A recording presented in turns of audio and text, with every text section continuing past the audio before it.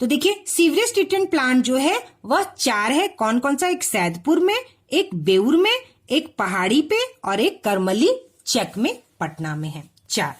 चलिए हम next point है वाहित मल युक्त गंदे जल का उपचार। तो वाहित मल युक्त जो गंदा जल होता है जिसमें वाहित वाहित का मतलब होता है एक जगह से दूसरे जगह बहते जाना।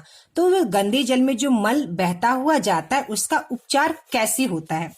वाहित मल युक्त गंदे जल में कई प्रकार के रोग फैलने वाले जीवाणु एवं विषाणु होते हैं। क्या होते हैं बच्चों? जीवाणु होता है और विषाणु होता है जो अनेक तरह की बीमारियां फैलाता है।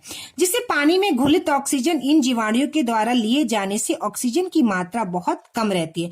तो इस पानी में बच्चों जीवाणु होता है और विषाणु होता है। किसमें? गंदे जल में। तो ये जो विषाणु और जीवाणु होते हैं यह भी ऑक्सीजन लेते हैं, ठीक है। इनको भी ऑक्सीजन की जरूरत होती है जिंदा रहने के लिए। तो ये क्या करते हैं? जो पानी में घुलित ऑक्सीजन होता है, आपको पता है कि पानी में घुलित ऑक्सीजन होता है, तो वह इस ऑक्सीजन को लेते हैं। तो पानी में जो ऑक्सीजन की कमी रहती है गंदे पानी में, इसके लिए पानी के उपचार के लिए ध्यान रखा जाता है कि इन सभी जीवाणुओं को नष्ट कर दिया जाए तो ऑक्सीजन की खपत कम होगी। तो सबसे पहले क्या किया जाता है कि पानी में जो जीवाणु होते हैं और जो विषाणु होते हैं उनको नष्ट कर दिया जाता है। ये क्या कर रहे हैं? पानी का उपचार कर रहे हैं। इसलिए गंदे जल को ग्रीड चैम्बर में डालकर उसके ठोस पदार्थ को अवक्षेपित कराया जाता है, अवक्षेपित कराया जाता है तथा रासायनिक विधियों के द्वारा, देखिए बच्चों, रासायनिक विधियों के द्वारा सभी जीवाणुओं से मुक्त किया जाता है। तो ग्रीड चैम्बर में उसे डालते हैं जहां इससे सारे जीवाणु और विषाणु को मारा जाता है। उपचारित जल में हवा के झोंकों से ऑक्सीजन को पानी में घुलाया जाता है। तो पहले मैंने बताया कि जीवाणु और विषाणु क्या करते हैं? पानी के ऑक्सीजन को ले लेते हैं तो ऑक्सीजन की कमी हो जाती है। फिर इसका उपचार करते हैं रासायनिक विधि से और फिर उसमें जो है हवा का झोंका, यानी हवा में ऑक्सीजन होता है, हवा का झोंका उस पानी में डालते हैं और उसमें ऑक्सीजन घुलता है, घुलाया जाता है। किसमें घुलाया जाता है बच्चों? पानी में। जिस संयंत्र में ऑक्सीजन को पानी में घुलाया जाता है उसे वातित लैगून कहते हैं। क्या कहते हैं बच्चों? वातित लैगून। उसको हम वातित लैगून कहते हैं। जिसमें पानी में ऑक्सीजन को घुलाते उसे क्या कहते हैं? वातित लैगून। उपचारित जल का व्यवहार उद्योग में, कृषि तथा सिंचाई के लिए किया जाता है, ठीक है। जो पानी का उपचार हो जाता है तो किस में कहते हैं बच्चों? कृषि के लिए और उद्योग के लिए यूज किया जाता है। उदाहरण के लिए पटना की सैदपुर में संयंत्र प्रतिदिन प्रत्येक वाहित मल उपचार संयंत्र प्रतिदिन 10 लाख लीटर गंदे जल से ज्यादा का उपचार करने की क्षमता रखता है, ठीक है। तो जो संयंत्र होता है, वाहित मल उपचार जो संयंत्र होता है, जो कारखाना होता है, उसमें रोज 10 लाख लीटर, सोचते ना, 1 litre, 2 litre, 100 litre, 1000 litre, 10 lakh litre गंदे जल का क्या होता है बच्चों? उपचार किया जाता है। उसे उपयोग लायक बनाया जाता है, जिसे कृषि में और उद्योग में उसका उपचार, उसका यूज होता है। करोड़ किया जल का उपचार कर। हमारे प्रदेश में पटना, भागलपुर, बक्सर, छपरा, हमारे प्रदेश मतलब हमारे राज्य में पटना, भागलपुर, बक्सर, छपरा में वाहित मल उपचार संयंत्र है। कहाँ कहाँ है बच्चों? पटना, भागलपुर, बक्सर, छपरा। सरकार की योजना है कि प्रदेश के सभी क्षेत्रों में भूगर्भ नालों के साथ वाहित मल उपचार संयंत्र स्थापित किए जाएं ताकि सभी शहरी क्षेत्र गंदे जल से मुक्त हो सके, ठीक है। गंदे जल का सीधा निकास नदी में ना हो सके, माने गंदे जल का सीधा अगर हम नाली में डालेंगे, नदी में डालेंगे तो हमारा जल जीवन बहुत ही प्रदूषित हो जाएगा। अन्य क्षेत्रों तथा जिलों में वाहित मल उपचार संयंत्र नहीं होने के कारण नदियां गंदी होती है। तो बच्चों, जो जिस जिले में वाहित मल उपचार संयंत्र नहीं है, ठीक है, जहाँ पे कारखाना नहीं है, जहाँ वाहित मल का उपचार होता है, तो वह नदियां, जो क्या हो रहा है बच्चों, शहर की नदियां गंदी हो रही हैं, जिससे कई प्रकार की बीमारियां फैल रही हैं तथा जलीय जीवों पर बुरा प्रभाव पड़ रहा है। ग्रामीण क्षेत्र में गंदे जल तथा वाहित मल की निकासी के लिए प्रणाली विकसित नहीं हो सकी है। इसलिए गांवों में बड़ा सा गड्ढा खोदकर उसकी चारों ओर ईंट की जालीदार दीवार बना दी जाती है तथा निचली सतह खुला छोड़ दिया जाता है। ऊपर से ढक्कन से ढक दिया जाता है। इस गड्ढे से एक पाइप जोड़कर शौचालय की सीट में लगा दिया जाता है। मानव मल उपयोग किए जाने वाले जल के साथ बहकर गड्ढे में आ जाता है, जहां निचली सतह एवं जालीदार दीवार द्वारा सोख लिया जाता है तथा मानव मल कम समय में ही खाद में बदल जाता है। क्या होता है बच्चों? मानव मल किस में बदल जाता है? खाद में बदलता है। और यह व्यवस्था कहाँ है? ग्रामीण क्षेत्र में। क्या होता है? वाहित मल की निकासी के लिए प्रणाली विकसित नहीं, गांव में बड़ा गड्ढा खोदकर चारों तरफ ईंट की जालीदार दीवार दी जाती है। क्योंकि यहाँ संयंत्र नहीं है तो ग्रामीण क्षेत्रों में ऐसी व्यवस्था है। अपशिष्ट जल उपचार संयंत्र, ठीक है। अभी हमने वाहित मल उपचार संयंत्र के बारे में पढ़ा। किसके बारे में पढ़ा था बच्चों? हमने वाहित मल उपचार संयंत्र। अब हम लोग पढ़ने जा रहे हैं जो अपशिष्ट जल उपचार संयंत्र क्या है। गोलू जानना चाहता है क्या दूषित जल को उपचारित किया जा सकता है? दूषित जल को अपशिष्ट जल उपचार संयंत्र द्वारा उपचारित किया जा सकता है, ठीक है। अपशिष्ट जल को किससे किया जा सकता है? अपशिष्ट जल के उपचार में भौतिक, रासायनिक और जैविक प्रक्रिया शामिल होती है जो जल को दूषित करने वाले भौतिक, रासायनिक और जैविक द्रवों को अलग करने में सहायता करती है, ठीक है।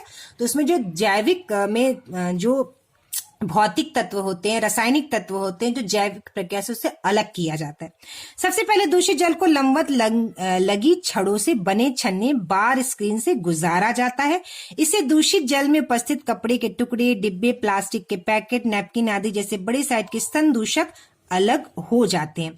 क्या अलग हो जाते हैं? प्लास्टिक के पैकेट, नैपकिन जैसे बड़े साइज के स्तन दूषक अलग हो जाते हैं।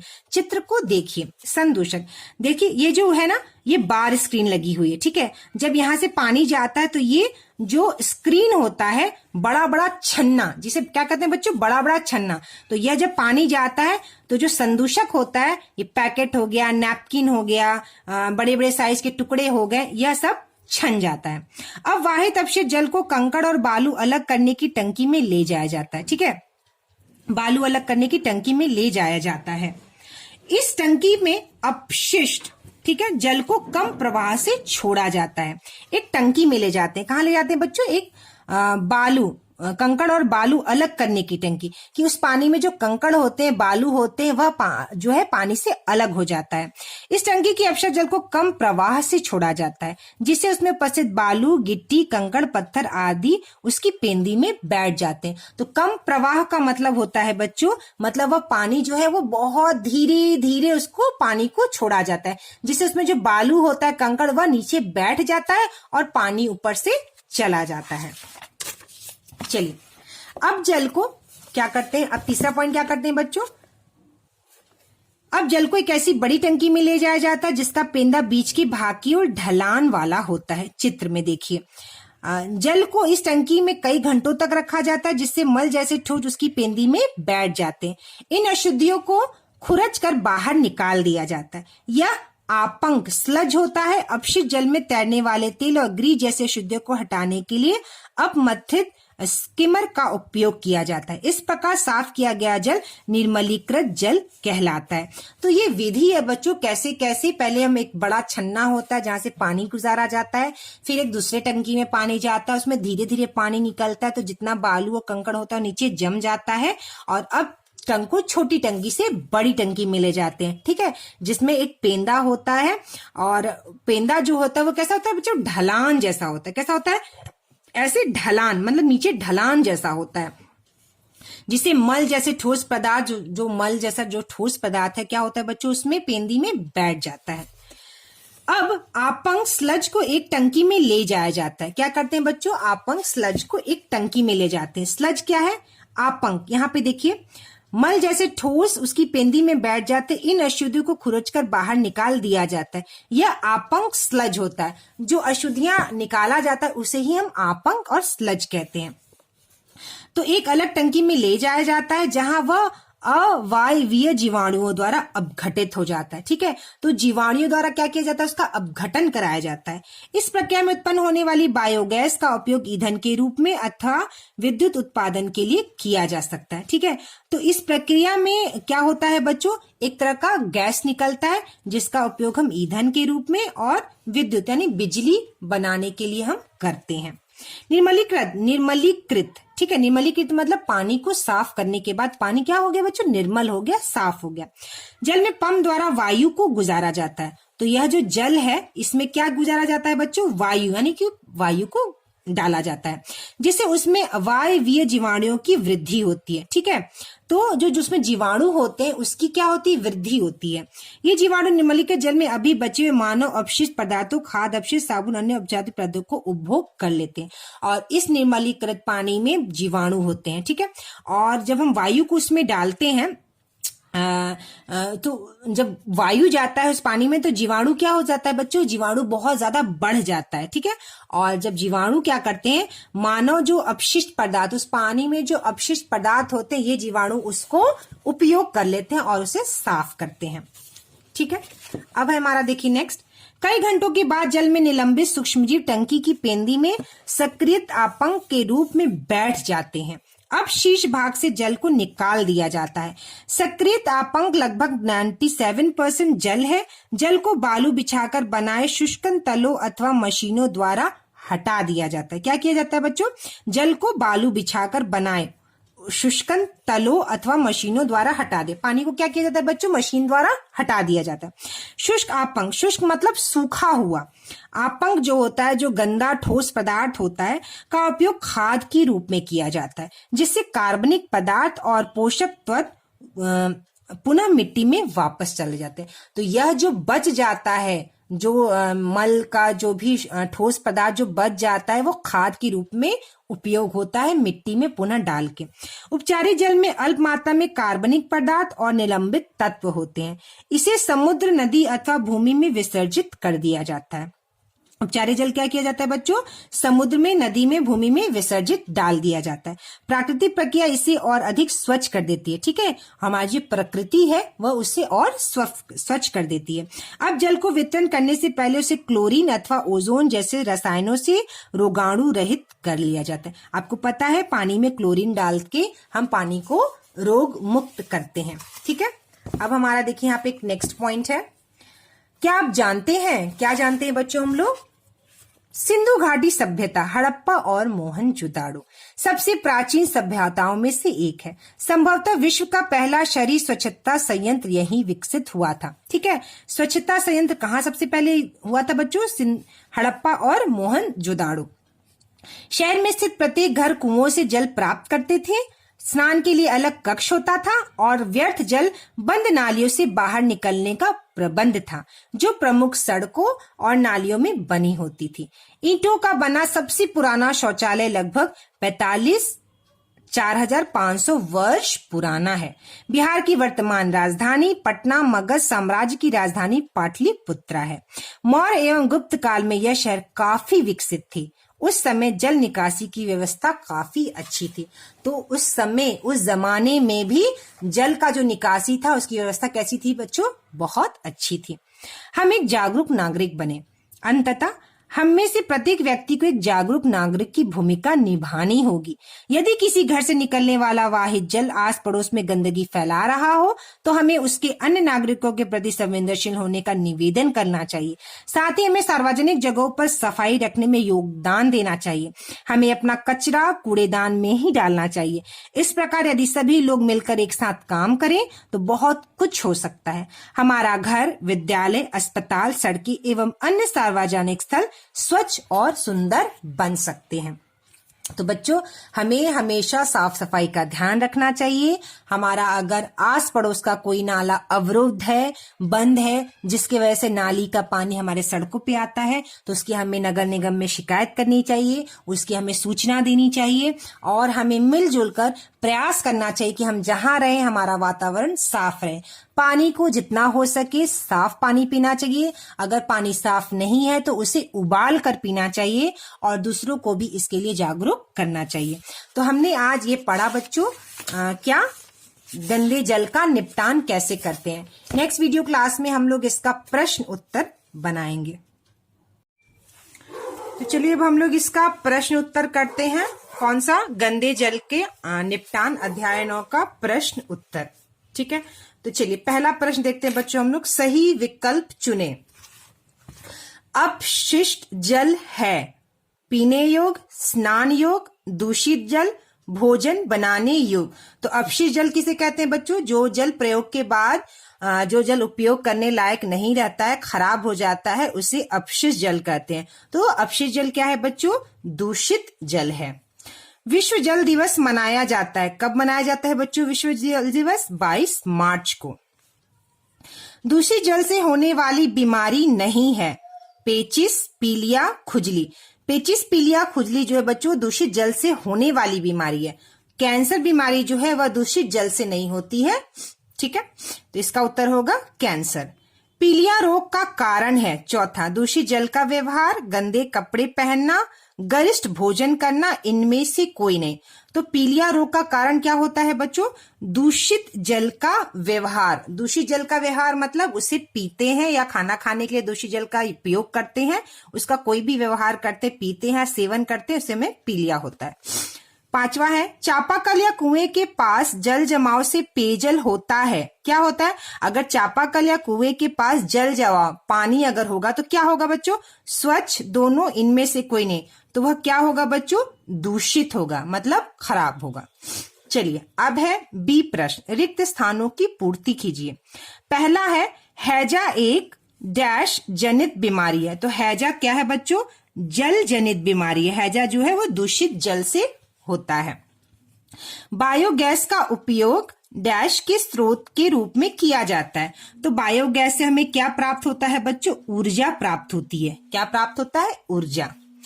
वाहित मल, तीसरा, वाहित मल घर, स्कूल, होटल, अस्पताल आदि से उपयोग के बाद बहने वाला क्या होता है? अपशिष्ट जल होता है। क्या होता है बच्चों? अपशिष्ट जल। तो हम यहां लिखेंगे अपशिष्ट। अपशिष्ट का अर्थ होता है वेस्ट, ठीक है, खराब जल। तो कौन सा जल होता है बच्चों? अपशिष्ट जल होता है। चलिए चौथा प्रश्न देखते हैं यहाँ पे क्या है। वाहित मल एक जटिल मिश्रण है जिसमें निलंबित ठोस, मृत जीवी और रोग वाहक जीवाणु, कार्बनिक और अकार्बनिक अशुद्धियां पाई जाती हैं। तो यहाँ पे क्या होगा बच्चों? अकार्बनिक,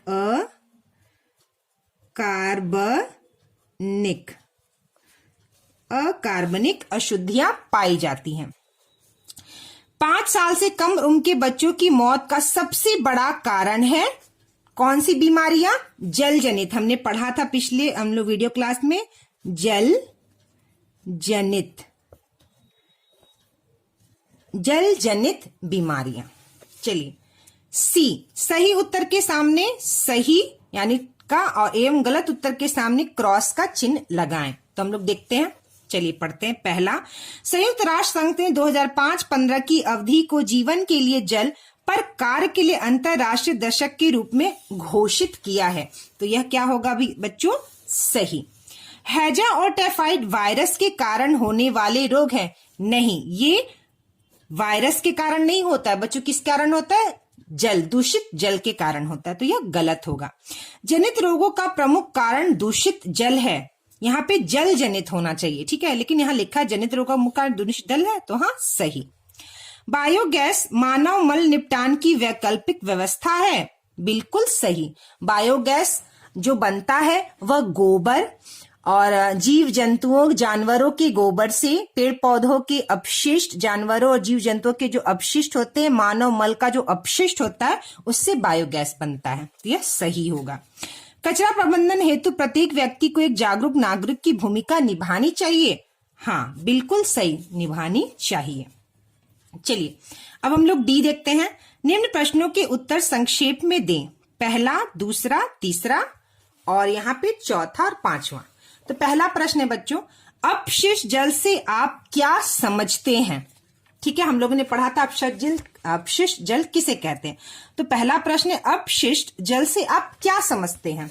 तो चलिए बच्चों, यहाँ पे मैंने नोट्स बनाया है आपके लिए।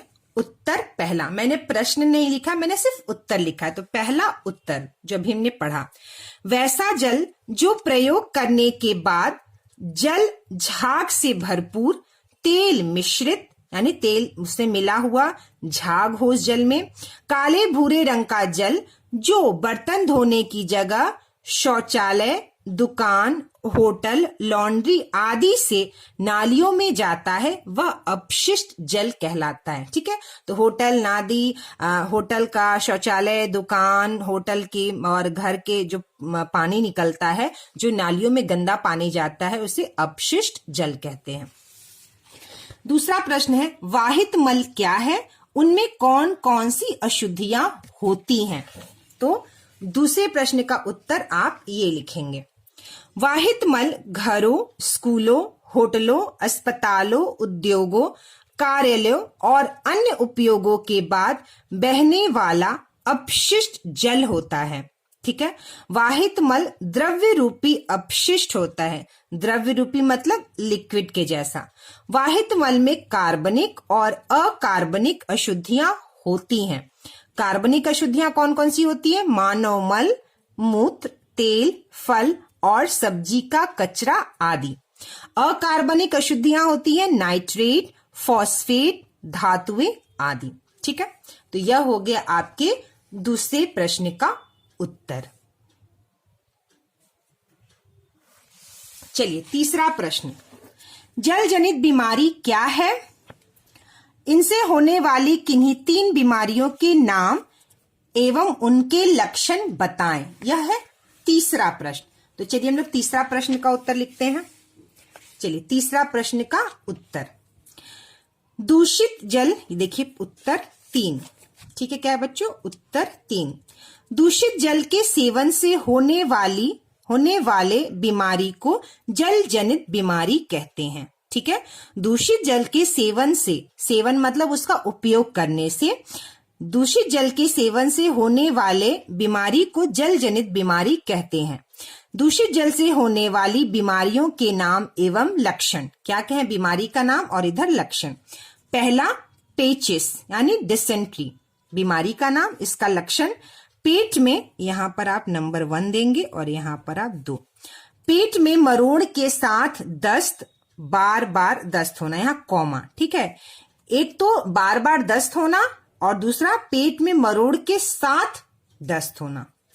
दूसरा है हैजा, इसका लक्षण क्या है? ज्यादा और लगातार कै दस्त होना, मतलब उल्टी और लैट्रिन दोनों होना।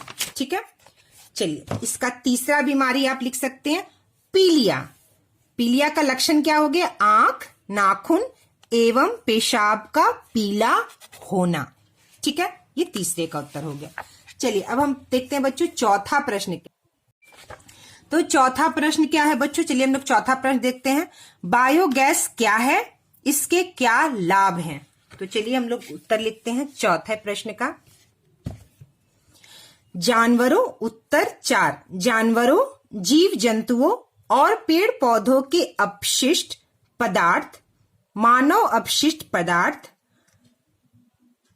बायो संयंत्र में इकट्ठा होकर गैस बनाता है, जिसे बायोगैस कहते हैं। ठीक है, तो बायोगैस में जो होता है जीव जंतुओं के जो अपशिष्ट होते हैं, जैसे गोबर, मानव मल जो अपशिष्ट होता है मानव का, मानव मल, पेड़ पौधों के जो अपशिष्ट होते हैं उनको एक जगह इकट्ठा करके बायो संयंत्र, एक बायो कारखाना होता है, वहां इकट्ठा करके गैस बनाया जाता है। ठीक है, जिसे बायोगैस कहते हैं। बायोगैस के लाभ, बायोगैस से हमें ईंधन, रोशनी, ऊर्जा मिलती है। बायोगैस का उपयोग करने के बाद बचे अपशिष्ट पदार्थ खाद के रूप में उपयोग किए जाते हैं। तो बायोगैस का जब उपयोग कर लेते हैं और जो अपशिष्ट पदार्थ बच जाता है वह एक खाद के रूप में बच्चों प्रयोग किया जाता है। ठीक है, अब है पांचवा प्रश्न। एक जागरूक नागरिक के रूप में हम कचरा एवं गंदे जल के प्रबंधन में क्या योगदान दे सकते हैं? तो इसका उत्तर हम लोग लिखेंगे बच्चों। उत्तर 5, एक जागरूक नागरिक के रूप में हमें कचरा हमेशा कूड़ेदान में फेंकना चाहिए। हमें अपने घर के आसपास साफ सफाई रखनी चाहिए। हमें सार्वजनिक स्थानों पर, सार्वजनिक मतलब जो सबके लिए स्थान हो, जैसे सड़क, सार्वजनिक स्थानों पर साफ सफाई रखने में एक दूसरे को सहयोग करना चाहिए। ठीक है, मतलब वहां पे जो लोग रहते हैं, हमारे जो घर के आसपास सड़क है, हम लोगों को दूसरों के साथ मिलकर उसकी साफ सफाई में सहयोग करना चाहिए। अगर सड़क पर गंदा जल, बह रहा हो तो उसकी सूचना हमें कार्यालय में देनी चाहिए ताकि वह साफ किया जा सके। तो ये हो गया प्रश्न का उत्तर 5वां। ठीक है बच्चों, और आप लोग इसका स्क्रीनशॉट लेकर लिख सकते हैं, इसलिए मैं यहां 2 सेकेंड के लिए पहला उत्तर, यह दूसरा, यह है तीसरा, और ये है चौथा, और ये है 5वां उत्तर। तो चलिए नेक्स्ट वीडियो क्लास में बच्चों हम लोग अध्याय 10 कौन सा पढ़ेंगे?